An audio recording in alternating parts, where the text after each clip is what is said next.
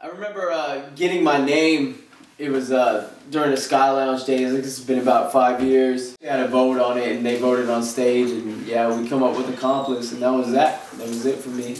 And it stuck, and it was great. And I still think it fits really well. Yeah, I love the name. Accomplice it fits me. The man in the shadows, you know, Accomplice.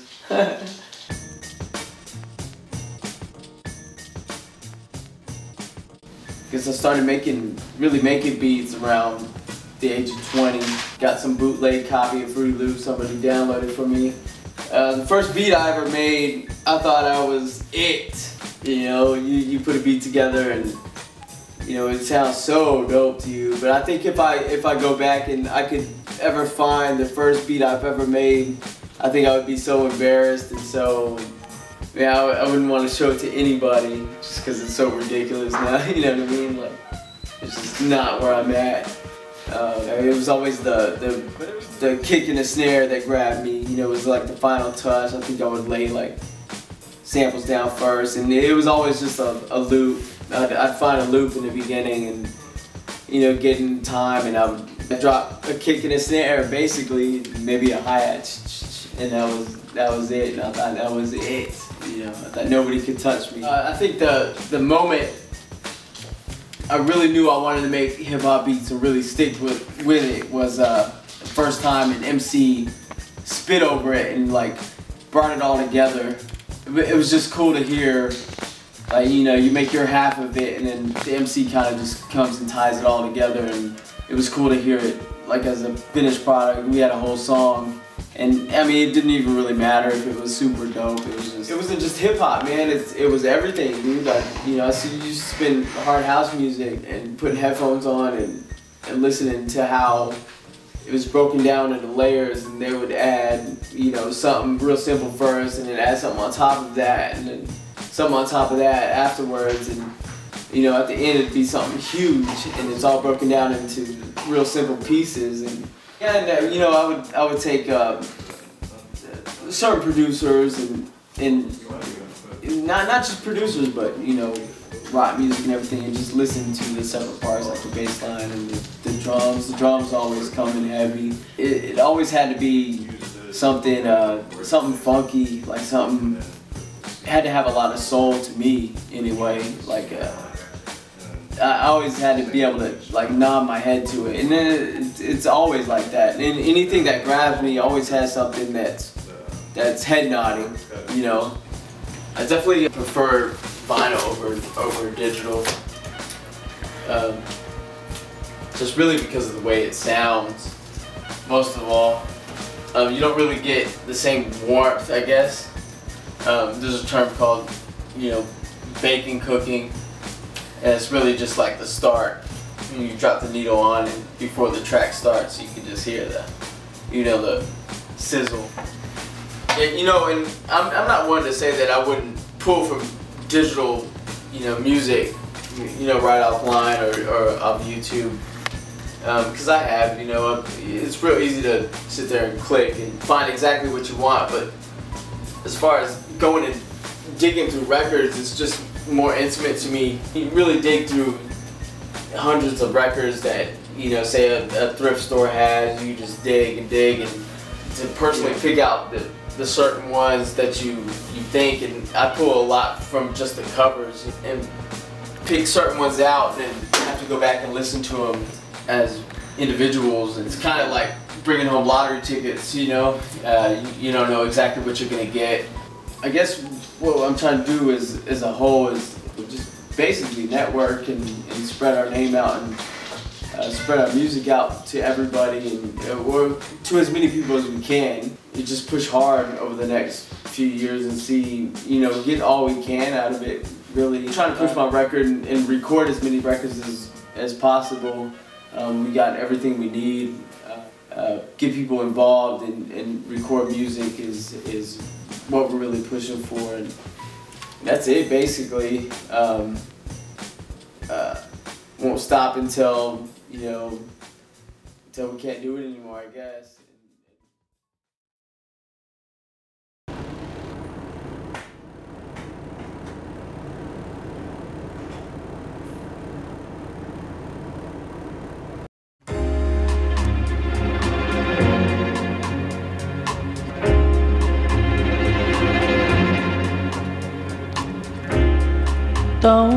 let the sun catch you crying. The night's the time for all your tears. Your heart may be broken tonight, but tomorrow in the morning light, don't let the sun catch you crying.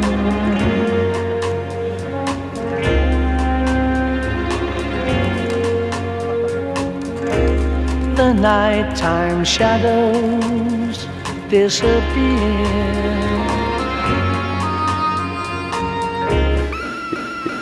With them go all your tears. For the morning will bring joy for every girl and boy. So don't let the sun catch you crying.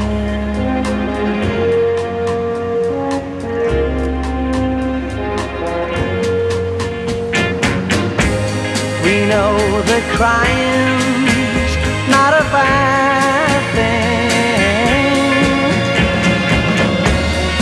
but stop your crying when the birds sing. It may be hard to discover that you've been left for another, but don't forget that love's a game, and it can always come again. Oh.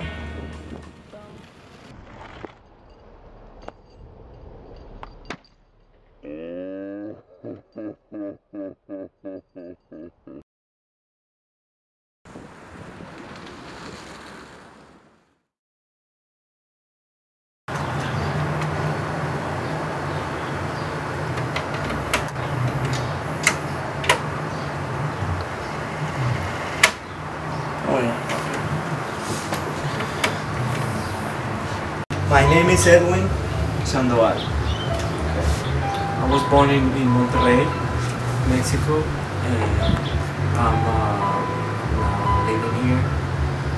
I was 16. I moved to Arlington, Texas, did my high school there. Then in 2000 I came back to Mexico for like 10 years. Then I came back. Now I'm here. I remember like in kindergarten, I remember I drew me myself constructing a robot. I wanted to be like an engineer or something like that. I want to construct robots. But I think it's that thing with creativity, you just construct like beings. Well, beings like characters, stuff like that. I think one part of me is living in this fantasy world where I still believe in magic and stuff like that, mystery and like the unknown. That's the thing that makes me going. I think that hasn't changed. That part is what makes me creative. You know, it's like when something's missing, that's where I point into. That's where I like to look at. That's related to poetry. In poetry, there's a missing part, so that way the viewer, the reader, can also create art on his mind, and that's related to my artwork. That's what I do sometimes. I like to be like on this like cartoonish level, but on the realism level too, and that's why like the violence that I put on my drawings, it's in a way a cartoonish approach to violence, because I think it's a very good thing to like my drawings are like violence from the real world, like narco violence, like decapitation and stuff like that, but it's a cartoonish approach to it. It's like a part of me is saying you're doing something good because you're doing this very real violent stuff, and you put it in the cartoon world, and it's like a relief, some sort of way of, like, people who can't look into that real stuff can look into my drawings and say, oh, okay, this is well, the real world, but it's like it's funny or whatever because Edwin's doing it or whatever. But like, a part of me is saying that you're doing something very evil, because you're doing something that is very bad and should be looked very bad, in a very bad way. Like, okay, I don't like that, you know. Well, I'm doing it in a very like pleasurable way to look at it. So it's like 50-50. Monsters are like antisocial beings in their physicality. So I can identify with that too. I see myself on the inside as a monster, probably deformed, probably. That's why freaks also, like real freaks, also I am also into that too. On like Creature.com, it's also a store. You can buy stuff, my shirts, you can buy comic books, you can buy even stuff that I didn't do, like that it's not my stuff. I put it because I like it, and I would like other people to buy that stuff because I find it interesting. Online Creature, you can ask me, send me mail for like, if you want a tattoo design, I can do it. If you want a t-shirt design, I can do it. If you want a sticker, if you want an album cover for your band, whatever. The shot to the camera. What? Nothing. You could have said the beginning of the drawing. You should have said stop. Wanted to go to the restaurant very bad, can't come up with this kind of shit. I think it was very good for being in a rush.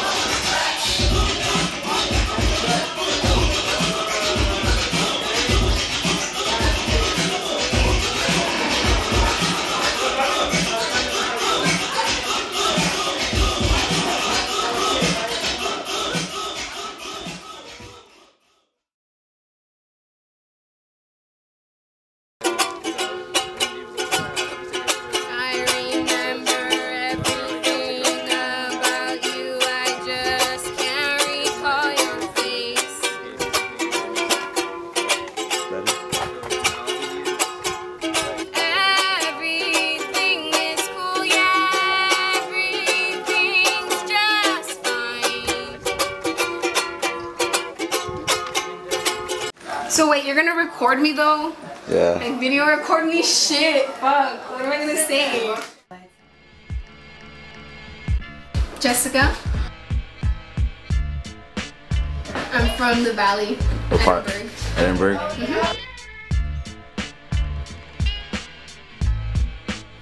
Well, the jarana comes from a... It's okay. You can walk through. It originates from southern Veracruz, and it's used to play traditional Mexican folk music that's been played for centuries. It's really beautiful. I like how it sounds, and I like that it's not a ukulele. It has a really distinct sound to it.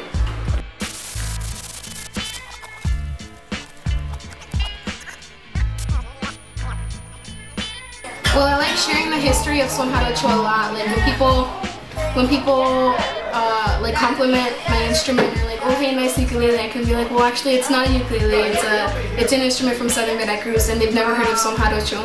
Like a lot of people haven't really been exposed to son jarocho, so it's really cool to be able to share that knowledge with other people too. So far, music is the only outlet that I can think of that I can express myself through. I don't know, I like usually go through phases where I write more than I play music. I play music more than I write, like zines or things like that.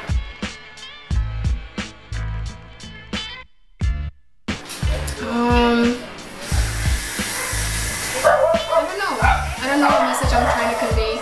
Everything is really like just like a diary entry. Like a lot of my music is really personal, and I don't know, a lot of people can find my music relatable to whatever issues that they've had before. Okay. Or just like anything, just life experiences.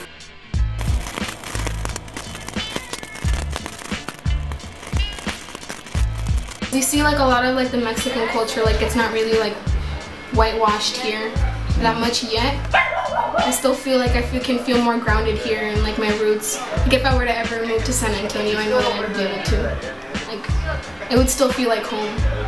It's because of the culture here. I love San Antonio. I love San Antonio.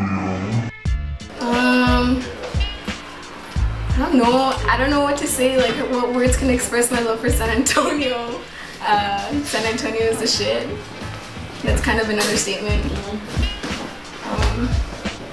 I don't know.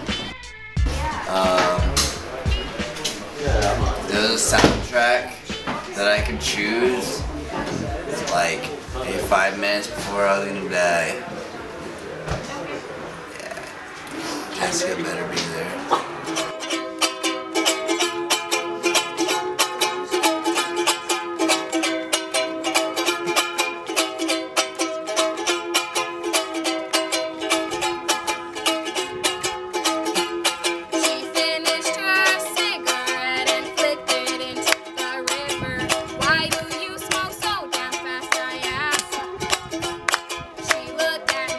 Smiled widely and might have looked goofy were it not.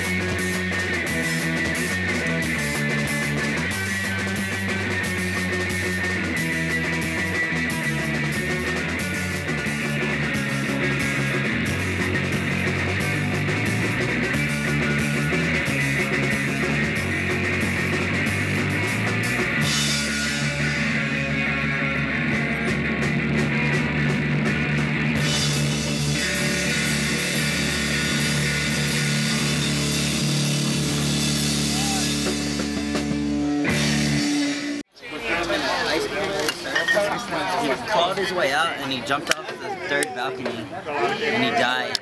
This turtle a snapping turtle my friend found, and we all kept it. Like, it was a mean guy, and he got bigger, so we got a bigger aquarium. Put him in a styrofoam ice cooler, and he was My cleaning. beer died. That's a fact. You got San Antonio's dick.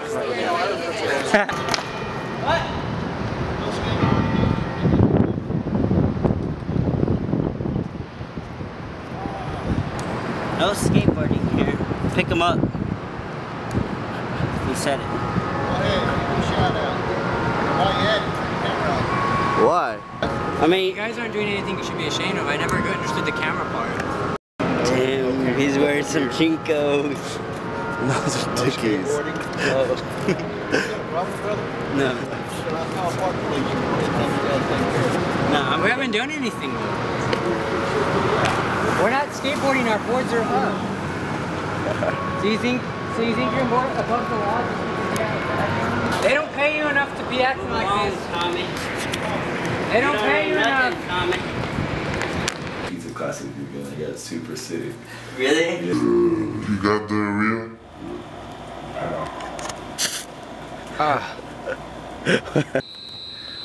Okay. Sucked really. Now? Yeah.